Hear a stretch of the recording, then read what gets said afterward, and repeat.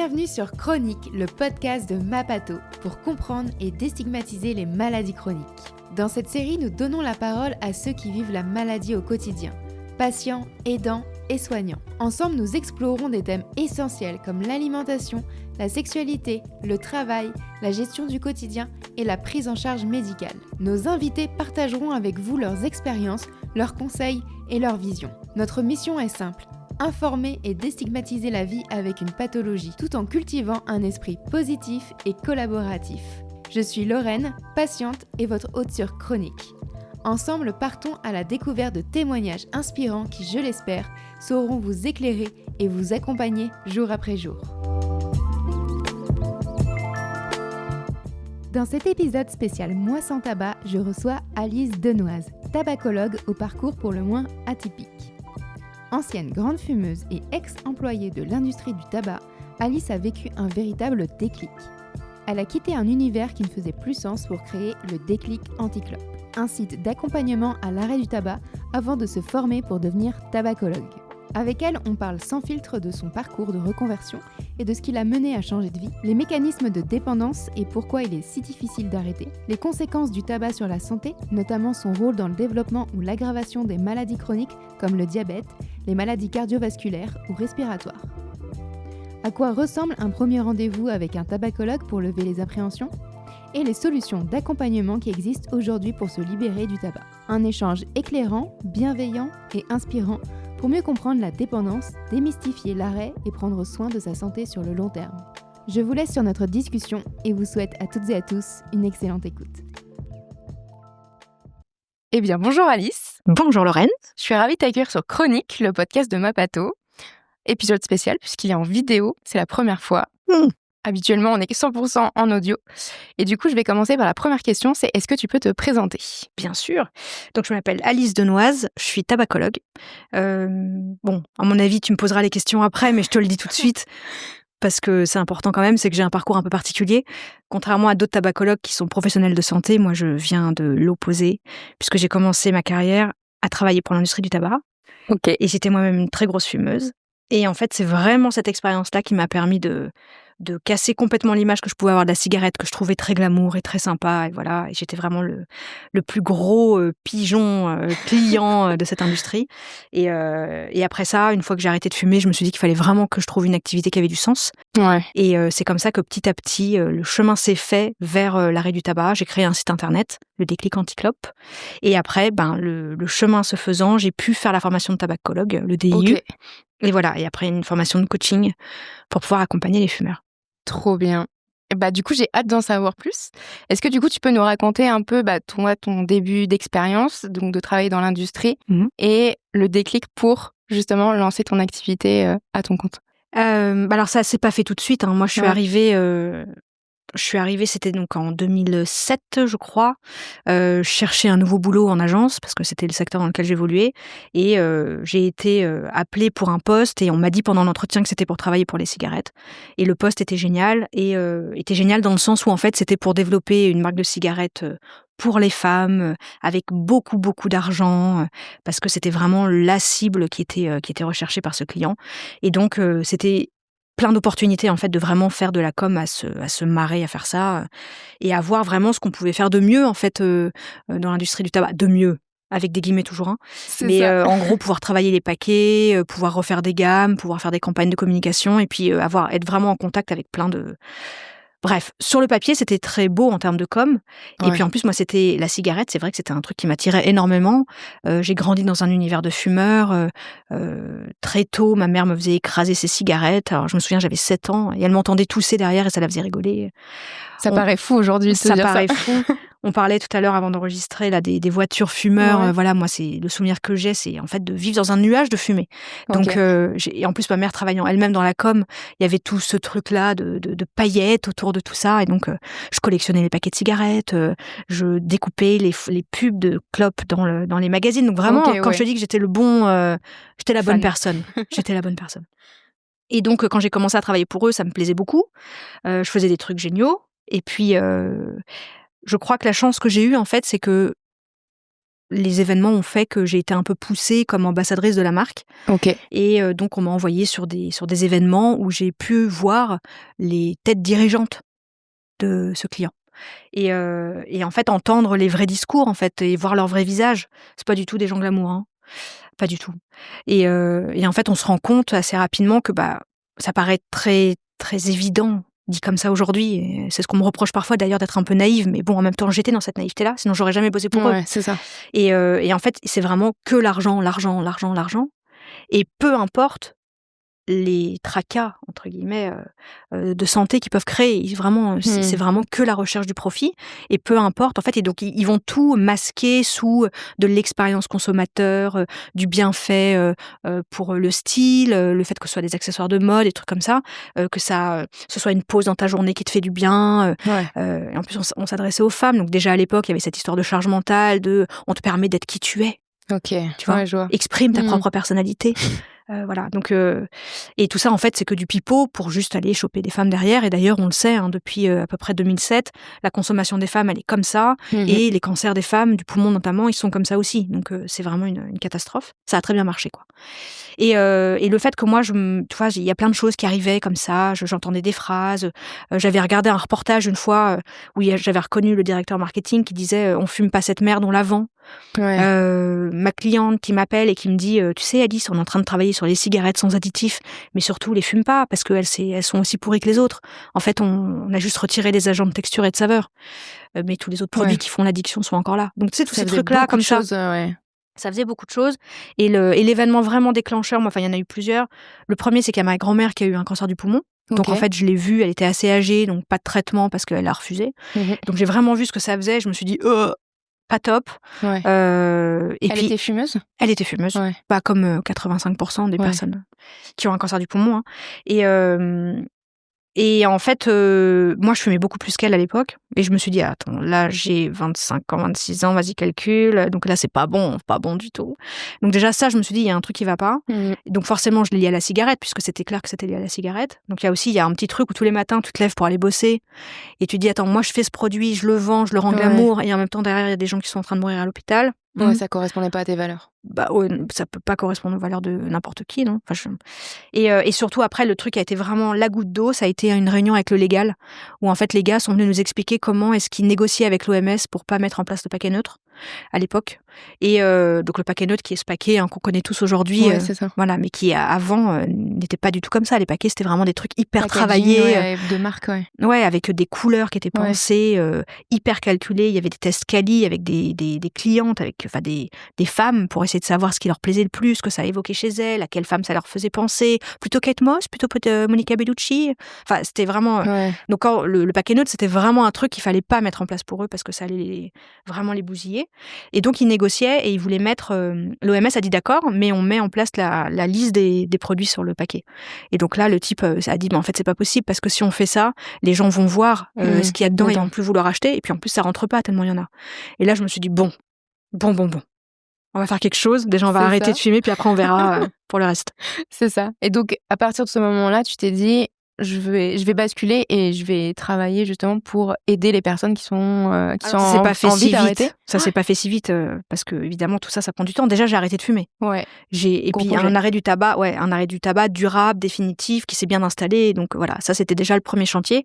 Et t'as été accompagnée toi justement pour arrêter ? Non, tu l'as fait solo ? Ouais, j'étais accompagnée à l'époque par Tabac Info Service qui m'envoyait. Il y avait un bot qui m'envoyait un SMS pourri une fois tous les 10 jours pour me dire bravo Alice, continue. Il s'appelait Sylvain, je me souviens. Et je l'adorais. Donc c'est pour ça que je me dis, aujourd'hui, les fumeurs qui ont les messages de Tabac Info Service et tout, ça doit être hyper motivant. Mais non, moi j'avais personne. Mais bon, voilà, j'étais déterminée, quoi. Il y avait pas de. Je dis pas que la détermination fait tout, mais c'était tellement évident que ma route allait beaucoup plus loin. En fait, il fallait que j'aille plus loin. T'avais vu en plus l'envers du décor, donc forcément, t'étais encore plus motivée. J'étais encore plus dégoûtée. Et puis après, je te passe les détails, mais en gros, j'ai démissionné, j'ai cherché du boulot ailleurs, mais personne voulait de moi, parce que tu vois, les agences, les associations humanitaires, les trucs comme ça, une fille qui a bossé dans l'industrie du tabac, ça plaît pas trop. J'ai eu un bébé, après j'ai été à court de droit chômage, donc j'étais en panique. Et là, il y a 2 agences qui m'ont appelée pour travailler travailler pour le tabac. Et là, tu te dis, oh, petit diable, tu vois, et petit ange. Et donc, j'ai craqué parce que j'avais besoin d'argent. Ouais. Et donc, j'y suis allée, j'ai choisi le CDD. Ouais. Et comme ça, voilà, j'ai fait 1 an. J'étais enceinte du 2e à la fin, donc c'est un peu le truc où tu te dis, comme ça, c'est sûr qu'ils m'attraperont plus. Et là, j'ai créé mon site internet. Je sais pas pourquoi, il y a le truc pareil, c'est bien aligné. Ouais. Et à partir du moment où j'ai créé mon site, les trucs se sont enchaînés. Trop bien. Et surtout, les agences ont arrêté de m'appeler. Ouais. Elles ont compris que j'étais passée de l'autre côté. Voilà, c'est ça. Et donc, à la base, sur ton site, tu faisais quoi? Tu faisais des articles pour parler justement de l'arrêt du tabac, mais tu t'étais pas encore lancée avec ta formation tabacologue. Non, au début, vraiment, je savais pas du tout ce que je voulais en faire. C'était des articles pour motiver, pour informer. Moi, je lisais, je faisais des tonnes de bouquins pour essayer justement de passer les infos, pour faire en sorte que les gens, en fait, arrivent à ce moment de saturation en se disant, moi, j'ai plus le choix, faut vraiment que j'y aille, quoi. Ouais. Donc, je relayais les campagnes de com, toutes les infos sur l'industrie du tabac que je pouvais trouver et tout ça. Et puis, à un moment, j'ai rencontré quelqu'un qui m'a dit, une personne qui faisait intervenir des experts en entreprise et qui m'a dit, il faut absolument que tu interviennes pour moi pour parler du tabac parce que je connais personne qui le fait et t'en parle d'une façon qui est hyper originale. Et donc, j'ai dit, ça va pas la tête. Et puis après, il m'a tanné, donc j'y suis allée. Et encore ce matin, donc c'était il y a 10 ans, et encore ce matin, j'animais un webinaire pour lui. Super. Donc voilà, c'est le truc, ça marche vraiment bien. Et en fait, le fait de faire ça, et lui aussi après m'a dit, mais pourquoi tu deviens pas tabacologue? Et puis d'autres personnes me l'ont dit aussi. Et donc je me suis dit, pourquoi pas? Et donc là, j'ai commencé à batailler pour pouvoir rentrer dans la formation qui est réservée aux professionnels de santé. Ouais. Et du coup, qu'est-ce qui a permis que tu puisses y rentrer sans pour autant que tu sois professionnel de santé? En fait, j'avais interviewé pas mal de monde, ouais. des professionnels de santé justement, qui étaient assez réputés sur ce domaine-là. Et puis, j'ai tapé des portes, quoi. J'ai tapé aux portes, et puis j'ai un peu harcelé. Je me suis fait raccrocher au nez. Et puis à un moment, il y a différents DIU en France. Et puis à un moment, il y en a un où on m'a dit, là, il y a peut-être une porte qui s'ouvre là. Ouais, et voilà. Ça. T'as pas lâché, quoi. J'ai pas lâché. Donc aujourd'hui, t'es tabacologue, t'as gardé ton site internet où tu produis du contenu pour informer les personnes. Un peu moins qu'avant, Ouais. je t'avouerai. J'ai un peu switché sur les réseaux sociaux, où je poste beaucoup plus. Mais bon, j'essaie quand même de faire des articles de temps en temps. En fait, j'ai un peu l'impression d'avoir dit tout ce que j'avais à dire de fond. Il y a plus de 300 articles. Voilà. Donc maintenant, après, c'est plus de la motivation, voilà. Mais sur les réseaux. Il y a un livre. Il y a un livre. Oui. Avec la méthode c'est ça. où j'explique tout point par point. Donc finalement, il y a encore toujours du contenu à lire. Ah oui. Non, mais de toute façon, même, je m'étonne encore à écrire sur les réseaux, à faire mes posts et à me dire, mais elle ne se lasse pas. Elle a toujours toujours des trucs à dire. Moi, j'aimerais qu'on parle un peu justement de comprendre un peu l'addiction et pourquoi est-ce que c'est si difficile d'arrêter de fumer pour les personnes. Déjà parce que l'addiction, elle a plein de visages. Et que c'est un produit. Faut pas oublier quand même que le tabac, c'est une des pires drogues qui existent, qui est une des plus addictives, parce que la nicotine arrive très très vite au cerveau, qu'il y a des scientifiques qui travaillent pour l'industrie du tabac tous les jours pour rendre la cigarette chaque jour un peu plus addictive. Et d'autant plus qu'il y a des gens qui veulent arrêter de fumer, qu'il y a des outils qui apparaissent, comme la vape, qui a fait beaucoup de mal à la cigarette, à l'industrie du tabac. Et donc, depuis que la vape se développe, l'industrie du tabac développe l'addictivité de sa cigarette. Donc, la nicotine qui arrive en shoot au cerveau, elle accroche 95% des cerveaux à peu près. Donc, c'est très très rare d'échapper au pronostic et de rester toute sa vie un fumeur occasionnel. La plupart deviennent des fumeurs quotidiens parce qu'en fait, ils sont victimes vraiment de la chimie, de l'industrie, de la chimie qui est mise en place par l'industrie du tabac. Après, il y a quand même un truc aussi important, c'est que c'est une drogue légale. C'est-à-dire que c'est hyper facile d'accès, moyennant finance. Ouais, c'est ça. Mais c'est plus cher quand même. Ouais, ça commence à être vraiment très cher, mais la plupart ont commencé il y a quand même certaines années. Et donc, c'est accessible. On voit d'ailleurs pendant le Covid, c'était un commerce essentiel, les buralistes. Ouais, c'est vrai. Tout donc, à fait. voilà, c'est une drogue qu'on permet, on permet aux fumeurs d'y accéder facilement, moyennant finance. Et puis après, le fait qu'elle soit aussi répandue et qu'elle se soit, depuis toutes ces années, autant installée dans la culture, par rapport aux films, on le voit dans les films, on le voit. On disait tout à l'heure qu'il y avait des cendriers dans les accoudoirs des trains. Ouais, c'est ça. Il y a des allumes-cigares dans les voitures, encore un peu aujourd'hui, je crois. Je sais pas, bonne question. Ouais, en tout cas, il y a l'emplacement. Maintenant, on dit que c'est pour mettre des plugs de je sais pas quoi là, mais pour charger les téléphones. Il y a quand même encore la place pour mettre l'allume-cigare. Donc, la cigarette faisait complètement partie de notre vie. Et donc, en fait, ça fait partie de la culture, au-delà de la culture du pays de personnes, c'est la culture familiale aussi. C'est-à-dire que moi, typiquement, c'était évident que j'allais fumer. C'était évident. C'est-à-dire, j'avais tellement de fumeurs autour de moi que ça faisait partie du processus pour devenir adulte, quoi. C'est ça. Donc, tout ça fait que c'est d'autant plus difficile de se séparer du produit après, parce que, ça fait partie de notre histoire, de notre identité, ça fait partie de nos habitudes qui sont hyper ancrées, et en plus, on est accroché chimiquement au produit. Ouais. C'est important. Enfin, la notion d'habitude, elle est hyper importante parce que c'est vrai que j'entends beaucoup de personnes aussi dire, mais ce qui te manque, c'est la nicotine ou c'est le geste aussi, l'habitude du geste de descendre à la pause cigarette pour échanger avec tes collègues. Donc, cette notion-là, elle est hyper importante pour les fumeurs. Bah ouais, et puis c'est les deux en fait. C'est ça qui est difficile, c'est que généralement les fumeurs qui veulent arrêter, ils essayent un truc à un moment donné. Tu vois, ils vont essayer les patchs, puis après ça marche pas, ils vont essayer l'hypnose, et puis après ils vont essayer le laser, et ils vont essayer la volonté, machin. Mais en fait, ils font ça qu'avec une direction, et à chaque fois ils ciblent qu'une facette de l'addiction. Tu vois, quand tu vas aller prendre les patchs, tu vas aller cibler la dépendance à la nicotine, mais tu vas pas aller t'occuper. Alors évidemment, par la force des choses, tu vas t'occuper des habitudes puisque tu vas plus fumer, donc ça va se déconditionner. Mais tu vas pas forcément réfléchir à ton rapport aux émotions. Totalement. Alors que, ou à tes conditionnements, tes croyances et tout ça. Alors que ça, par exemple, l'hypnose pourrait le faire. Mais si tu fais que l'hypnose, tu t'occupes pas du côté dépendance. Donc en fait, il faut agir à tous les niveaux. Et c'est un gros chantier. Généralement, les gens ont un peu la flemme, ils savent pas très bien comment s'y prendre.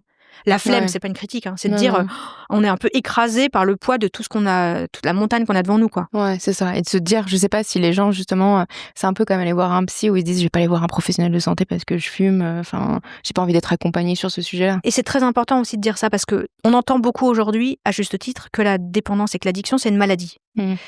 C'est vrai que c'est une maladie dans le sens où, ce que je disais tout à l'heure, il y a des industriels derrière qui hackent le cerveau pour que ton cerveau soit accroché par la molécule. Donc dans ce sens-là, en fait, c'est une maladie parce que ton cerveau, il a été hacké et il sera hacké à vie. Mais les fumeurs se considèrent pas comme malades. Pour eux, être malade, c'est avoir un cancer. C'est pas être addict. Et donc en fait, ils ont pas ce réflexe d'aller voir un professionnel de santé. Ouais, c'est hyper important. C'est là où justement il y a de la prévention, de la sensibilisation à faire sur le sujet. Il y a quelques semaines, du coup, je t'ai contactée pour faire le podcast parce que on avait publié un article sur Mapato, justement, sur l'arrêt du tabac. Et on a eu pas mal de commentaires de patients qui nous disaient « Sujet hyper intéressant, mais moi, ce qui me freine, c'est comment se passe un rendez-vous chez un tabacologue. Ça me fait un peu peur d'y aller, parce que je sais pas comment ça va se dérouler. Donc, comment ça se déroule avec toi, un premier rendez-vous chez un tabacologue ?» Alors oui, tu fais bien de dire avec moi parce que je pourrais pas parler au nom de tous les tabacologues, parce qu'en plus, les tabacologues, en fait, c'est comme c'est un DIU que tu fais en plus de ta formation initiale. Tu peux très bien être nutritionniste et tabacologue, pneumologue et tabacologue, psy et tabacologue, et donc en fait, l'approche est pas du tout la même. Moi, en l'occurrence, je suis psy, non pas du tout. Allez, nouvelle formation. Non, je suis tabacologue et coach, et en fait, c'est pour ça justement que j'ai fait la formation de coach, c'est pour avoir cette approche qui va regarder derrière.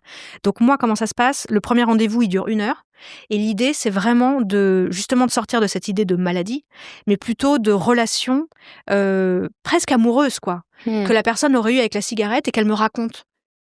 Cette histoire. Et donc, en fait, elle va aller me raconter comment elle a commencé à fumer, est-ce que ses parents fumaient, et en fait, je vais percevoir des choses là-dedans, donc, il y a un côté un peu thérapeutique, c'est ça. Malgré tout, c'est ça, c'est sûr. On se livre et on parle de soi. La première séance, on parle beaucoup.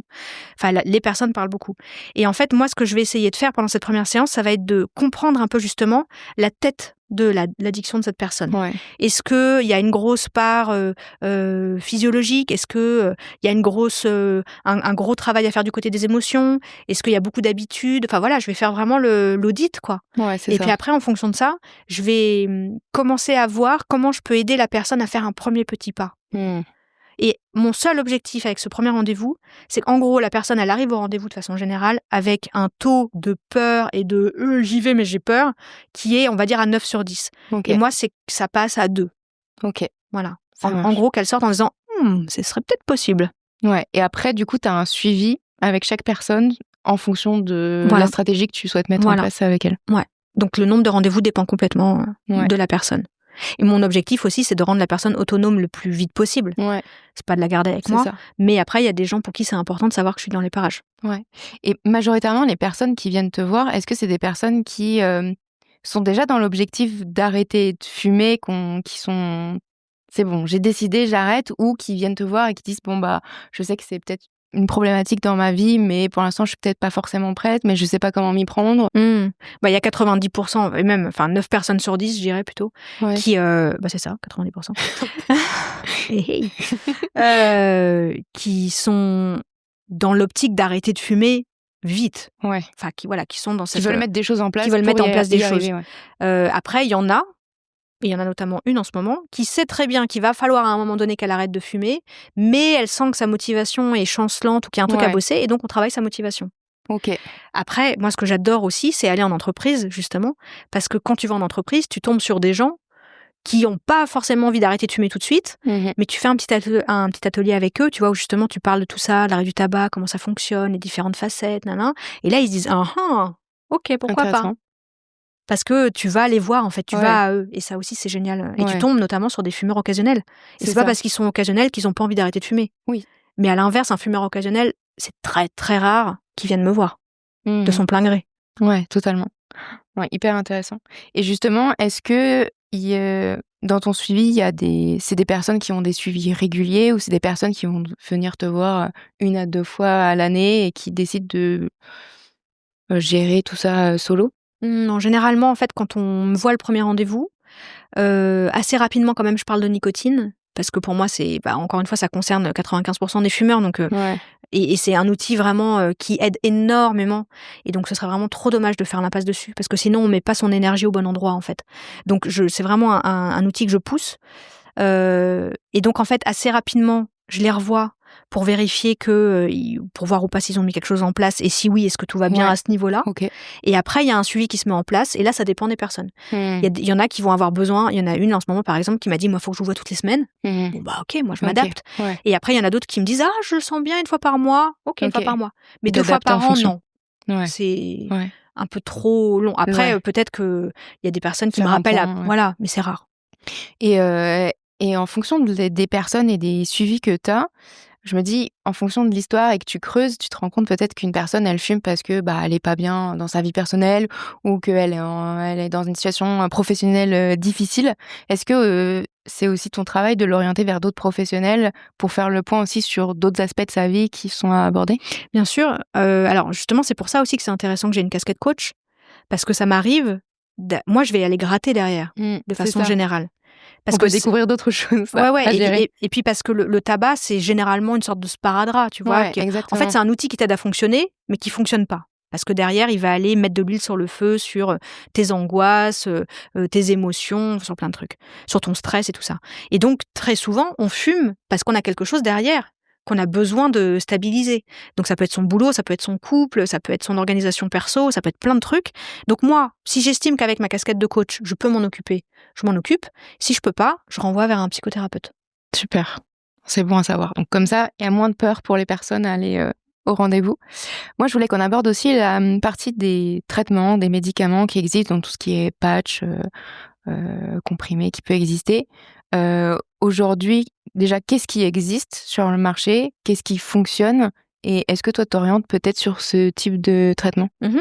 Dans les traitements qui sont reconnus pour la dépendance, il y a tout ce qui est à base de nicotine, donc les patchs, et tout ce qu'on appelle les formes orales, donc les pastilles, les gommes, l'inhaleur et le spray.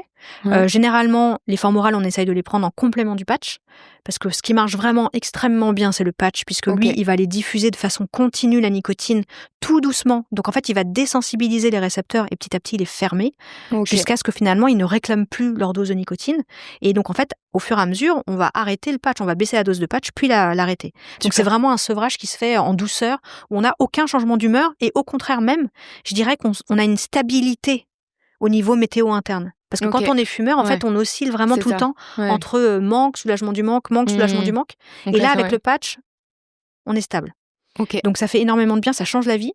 Donc c'est ça, c'est patch avec ou sans forme orale, avec ou sans vape, potentiellement aussi.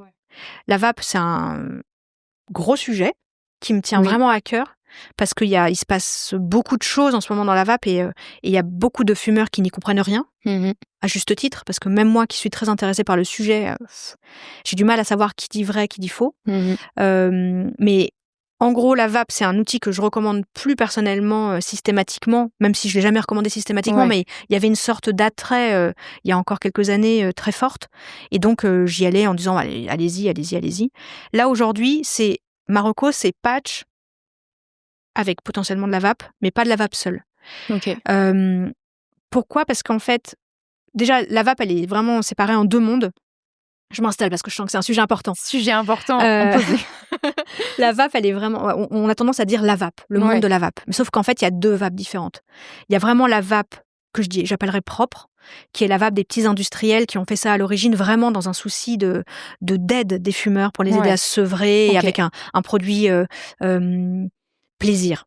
Voilà, mais propre. Et donc, c'est pour ça qu'il y a une norme qui a été créée, qui s'appelle la norme, qui est une norme AFNOR. Et en gros, si vous voulez mettre toutes les chances de votre côté et minimiser un maximum les risques pour votre santé, il faut acheter un produit qui est certifié AFNOR. Ok. Voilà. Ça, c'est bon à savoir. Donc ça, c'est le premier truc. Il faut évidemment acheter son matériel en boutique indépendante, puisque bureau de tabac égale industrie du tabac, ou affilié. Donc, c'est bien de le rappeler. On va en boutique indépendante. Mais boutique indépendante ne veut pas forcément dire qu'il n'y a pas de piège. C'est ça. Donc, il faut vraiment demander les produits certifiés AFNOR en boutique indépendante. Et après, donc il y a la deuxième partie de cette famille qui est un peu dans la lignée, dans le sillon d'industrie du tabac. Et en fait, c'est des industriels qui ont capté que le business de l'addiction, c'était quand même pas mal. C'est pratique. Il suffit de rendre accro des gens et puis après, ils sont fidélisés. Et c'est pas les premiers d'ailleurs à suivre le modèle de l'industrie du tabac. L'industrie de l'alcool fait la même chose, du jeu, tout le monde s'inspire. Et donc ces petits industriels-là se sont dit c'est quand même pas mal d'aller par là-bas, donc c'est eux qui vont aller sortir des produits hyper colorés, hyper chargés en nicotine, avec de la nicotine de synthèse qui est pas comptabilisée en fait dans le comptage du dosage de nicotine. Donc en fait on croit qu'on fume par exemple du 9 mg et en fait on fume bien plus. Et je dis fume d'ailleurs parce que voilà. Alors que je devrais dire vaper, mais bon, voilà. Et c'est des produits qui respectent pas la norme AFNOR et qui mettent des produits dedans, on sait pas très bien. Ce qu'il y a à l'intérieur. Et c'est notamment le cas des puffs. Oui, exactement. Qui sont interdites, mais qu'on trouve toujours sur Internet. Ok. Donc, il y a beaucoup de trucs à creuser, de pièges à éviter. Et donc, voilà, le truc de base, c'est vraiment AFNOR. Et si on peut éviter de prendre une vape, c'est pas mal aussi parce que, comme je disais tout à l'heure, il y a différentes facettes. Il y a vraiment le côté comportemental aussi qui est très important. Et en fait, si on veut vraiment à terme se libérer de l'addiction, si on prend une vape, on va entretenir un geste, voire on va le développer. Parce qu'on va vaper plus qu'on ne fumait. Ouais. Et donc, le premier truc à faire pour éviter qu'on ne vape plus qu'on ne fumait, c'est de mettre un patch. Comme ça, on ne va pas aller prendre plus de vape qu'on ne pourrait en prendre. Ok. Voilà. Ça marche. Et vraiment, question culture générale, est-ce que les patchs sont remboursés par la Sécu ? Oui. Les patchs, toutes les formes orales, aujourd'hui, sont prises en charge par la Sécu à 65%, 60 ou 65%. Et le reste, normalement, est pris en charge par les mutuelles. Ok. Donc bon à savoir pour ceux qui souhaitent justement vraiment être accompagnés pour l'arrêt. Ouais. Voilà. Parfait. Et après, dans les autres produits, il y a le Champix qui est revenu sur le marché. Le Champix, en fait, c'est une molécule... je l'ai perdu, le nom. Mais bon, on s'en fiche. Le Champix, qui en fait est une molécule qui va aller boucher les récepteurs à la nicotine. Et donc en fait, très concrètement, ce que ça fait, c'est que la nicotine arrive au cerveau. Et en fait, comme les récepteurs sont bloqués, elle n'arrive plus à atteindre les récepteurs. Et donc, il n'y a plus de production de dopamine. Donc, il n'y a plus aucun plaisir à fumer. Donc, tu arrêtes de fumer parce que ça ne te fait plus rien. Le truc, c'est qu'évidemment, comme tout, ça n'est pas miracle. C'est pas miraculeux. C'est pas miraculeux. Donc, il faut absolument, malgré ça, en plus de ça, travailler derrière tes émotions et le contexte qui pourrait te stresser ou générer un besoin de cigarette. Et tout ce qui va être aussi, ce que j'appelle un peu médecine complémentaire, tout ce qui va être sophrologie, hypnose, est-ce que c'est des sujets, toi, que tu recommandes, qui sont vérifiés justement sur l'addiction au tabac ? Mais c'est pas... tout ce qui est bon pour t'apaiser est bon, en fait. La sophrologie, en fait, je sais pas qui pourrait dire que la sophrologie n'est pas bonne ou dire qu'il ne faut pas aller vers la sophrologie. La sophrologie, en fait, c'est des exercices de respiration, donc qui vont apaiser, qui vont te donner des outils pour gérer ton stress et accueillir tes émotions et tout ça. C'est de la visualisation positive qui va t'emmener vers un endroit pour justement convoquer ta motivation dans un moment de tentation. Donc c'est hyper important. C'est aussi pour ancrer une image positive qui va te rassurer quand ça ira pas bien. Enfin, c'est un outil. On devrait tous faire de la sophrologie. C'est hyper important en fait. C'est vraiment au même titre qu'on nous a jamais appris à gérer nos émotions, à accueillir nos émotions. La sophrologie, justement, c'est un outil vers une meilleure relation avec nous-mêmes. Ouais. Et puis après, tu me parlais de l'hypnose. Ouais. L'hypnose aussi, c'est une méthode qui fonctionne, mais qui est pas miraculeuse non plus. C'est ça en fait le problème, c'est qu'il y a trop de fumeurs qui se disent qu'ils vont réussir à trouver une baguette magique qui va faire sortir la cigarette de leur vie. La clé, enfin c'est vraiment si je devais dire un seul truc, c'est que l'arrêt du tabac, c'est un processus et qui va demander de leur implication. C'est évident. Ouais. Mais c'est vrai parce qu'on entend pas mal parler de personnes qui disent mais moi j'ai testé l'hypnose, ça a pas fonctionné, du coup j'ai décidé de reprendre et puis j'arrête là et je continue quoi. Après l'hypnose en fait, ça va agir vraiment sur la facette psychique. Ouais. Donc sur les comportements, sur les habitudes, aussi sur les croyances, voilà, ça va casser des schémas qu'on peut avoir, des schémas de pensée ou des schémas de comportement. Le truc, c'est que ça n'agira pas sur l'aspect physiologique. Donc si on fume un paquet par jour et qu'on prend pas de nicotine à côté et qu'on a travaillé sur nos croyances, mais qu'on est hyper irritable, anxieux, agité et tout ça, forcément on va refumer. Ça va être, en tout cas, on va être beaucoup plus fragile. Ouais. Et puis après, ça dépend aussi de notre niveau de connaissance de nous-mêmes. Tu vois, si tu vas voir un hypnothérapeute et que tu lui dis « je veux arrêter de fumer », il va peut-être te dérouler un truc, s'il est bon, il va te poser les bonnes questions pour savoir où est-ce qu'il doit faire. Mais tout le monde n'est pas un bon hypnothérapeute. C'est ça, trouver la bonne personne pour soi.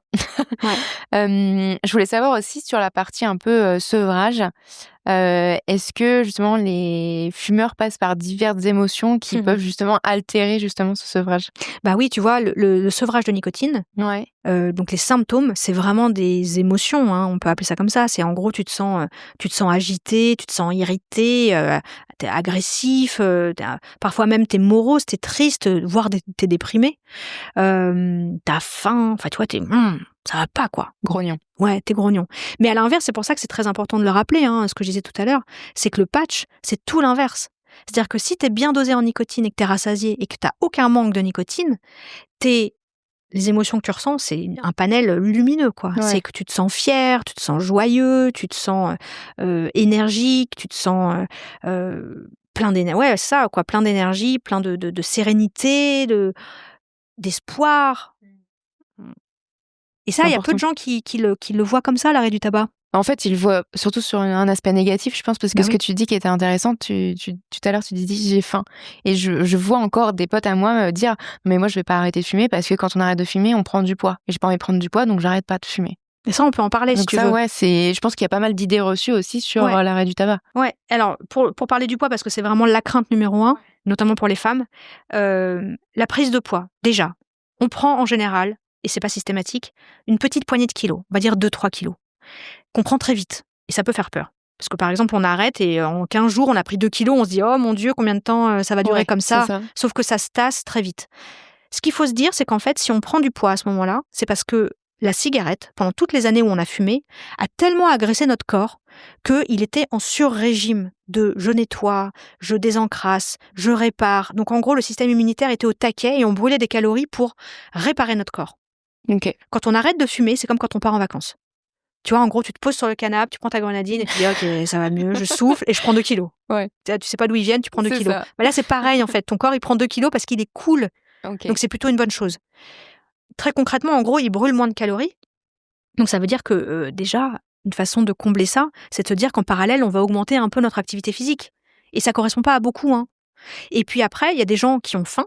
Ceux qui ont faim, c'est ceux qui sont en manque de nicotine. Donc, c'est une invitation supplémentaire à aller vers la nicotine de substitution. Et après, il y a ceux qui vont aller manger parce que il y a une sorte d'oralité, besoin de combler quelque chose. Et donc là, on pourrait dire, t'as sûrement déjà entendu ça, qu'on mange ses émotions. Exactement. Et t'en as qui fument leurs émotions, t'en as d'autres qui boivent leurs émotions. En gros, c'est des gens qui fuient leurs émotions. Et si tu les fuis avec une cigarette, tu vas les fuir avec la nourriture après. Donc en fait, c'est pour ça que c'est hyper important en fait pendant l'arrêt du tabac ou même avant de se dire ok, moi j'en suis où de mes émotions ? Est-ce que je les rejette ? Est-ce que je les ou est-ce que je vis en ami avec eux ? Totalement. Et qu'est-ce que tu pourrais dire à une personne justement qui souhaiterait aider un proche qui souhaite arrêter de fumer ? C'est hyper dur ça. C'est hyper dur, mais de façon générale, pas forcément qu'avec le tabac, mais n'importe qui a une addiction. Déjà, la première chose, c'est que généralement, il y a une petite phase de déni à un moment donné, qui dure plus ou moins longtemps, mais la personne en face, en fait, la personne qui est concernée par l'addiction ne se rend pas compte qu'il y a un problème. Après, avec la cigarette, ça arrive assez vite quand même. Elle sort de cette phase de bonheur comme ça, de joie, de lune de miel avec la cigarette, et elle se dit que bon, c'est quand même pas génial et que ce serait mieux d'arrêter de fumer. Donc c'est là où elle commence à se dire, il faut que j'arrête, je devrais arrêter, nanana, et c'est d'autant plus important que les gens à côté, généralement, lui font remarquer, et de plus en plus, parce qu'il y a de moins en moins de fumeurs. Donc on se sent de plus en plus isolé, montré du doigt et tout. Ce qu'il faut savoir, c'est que dire à un fumeur qu'il faut qu'il arrête, ça génère du stress. Sauf que, pour le fumeur, le stress appelle la cigarette. C'est ça, donc, en cercle gros, vicieux, quoi. Un cercle vicieux pourri. Donc, en gros, si tu dis un peu par là, si tu mets la pression à un fumeur pour qu'il arrête, tu vas le faire plus fumer. Donc, en fait, ce qu'il faut se dire, c'est que le fumeur veut arrêter de fumer. Si tu lui dis, je te donne une baguette magique, demain tu fumes plus que tu prends, évidemment qu'il te dit oui. J'en connais pas qui vont dire, ah non, moi je garde. Moi j'y tiens. Ah, j'y tiens, je la garde. Non, ils veulent arrêter. Le truc, c'est qu'en fait, s'ils arrêtent pas, c'est pas qu'ils ont pas les bonnes raisons. Parce que les bonnes raisons, en plus, c'est rationnel. Enfin, c'est écrit sur les paquets. Enfin, tout le monde le sait. C'est qu'ils ont peur.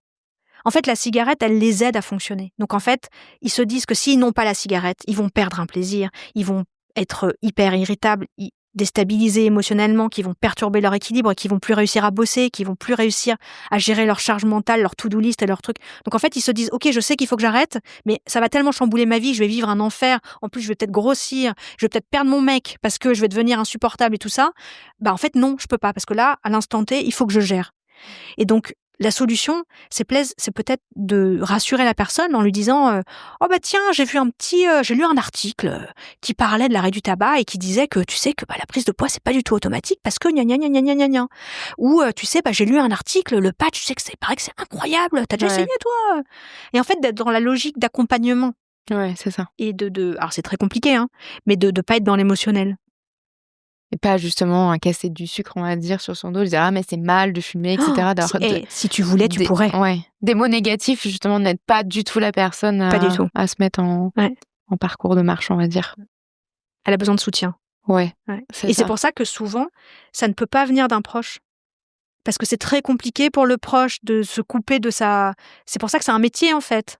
Tu vois, de réussir à garder cette distance et puis aussi de pouvoir permettre à la personne, le fumeur ou la fumeuse, de dire tout ce qu'elle a envie de dire, tout ce qu'elle a besoin de dire. Tu vois, c'est pas facile parfois de dire, en fait, j'en peux plus, j'explose, j'en peux plus du tunnel du soir avec mes gosses, de mon mari qui fait pas assez de choses et moi qui ai l'impression de crouler.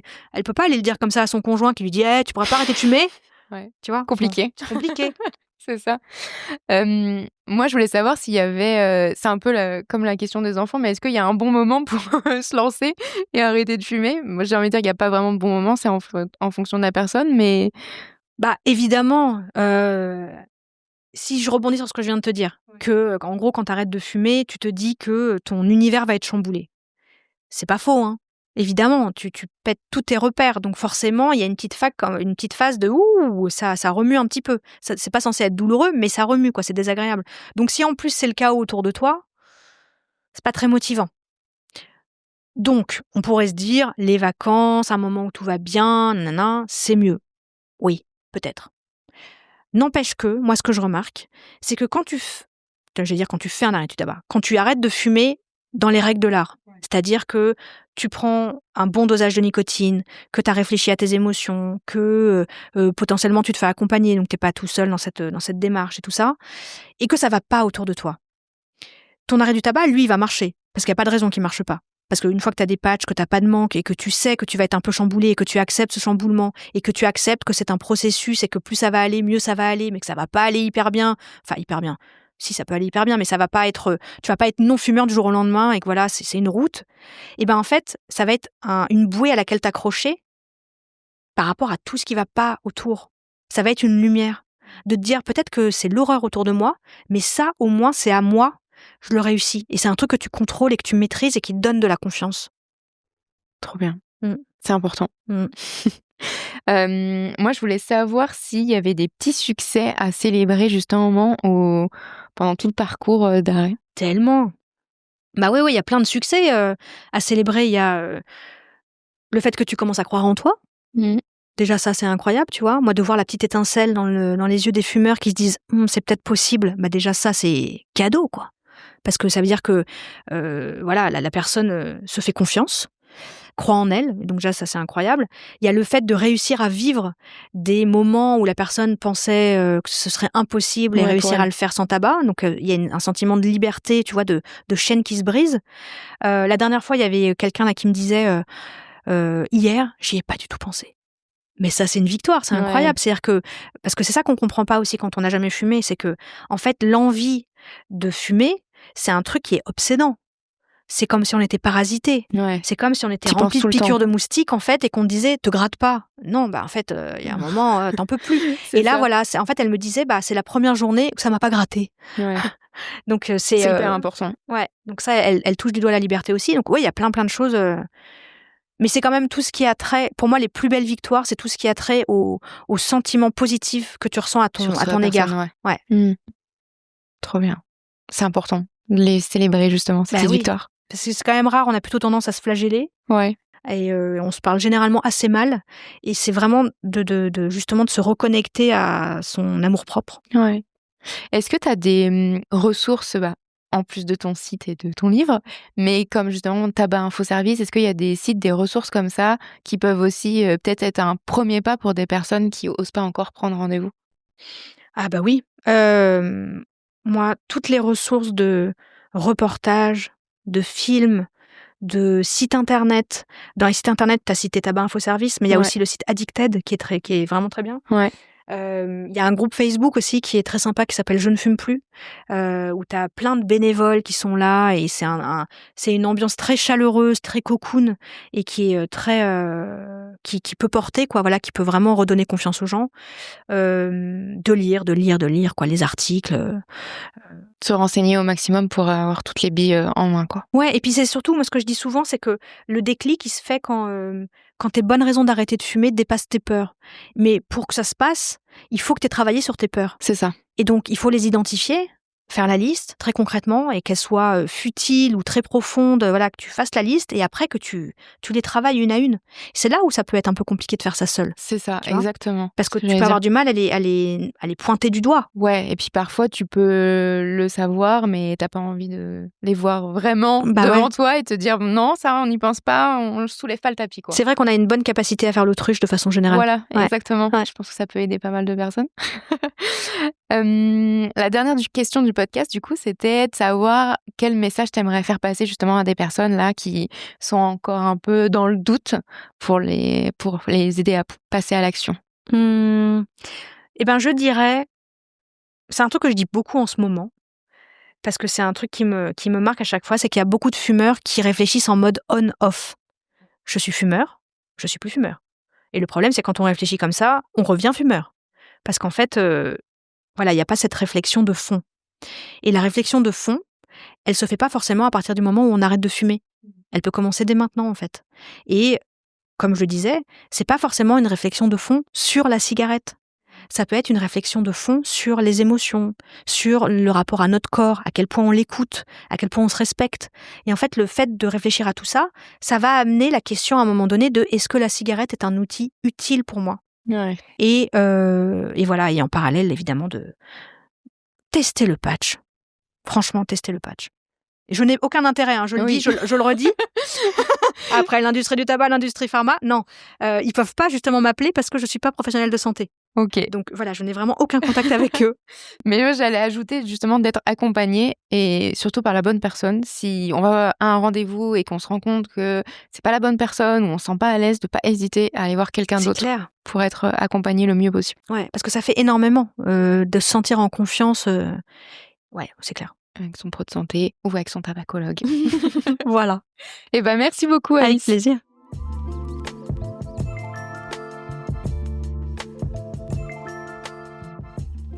Merci beaucoup à vous d'avoir écouté cet épisode. Vous ne faites pas encore partie de la communauté Mapato ? Rien de plus simple pour la rejoindre. Rendez-vous sur mapato.com, mapatho.com, ou bien téléchargez notre application gratuitement sur Apple Store et Play Store. C'est pratique, rapide, gratuit, alors foncez. Pour soutenir le podcast Chronique, laissez 5 étoiles sur Apple Podcast et un joli commentaire sur votre plateforme de podcast préférée. Un grand merci à vous et à la semaine prochaine pour un nouvel épisode.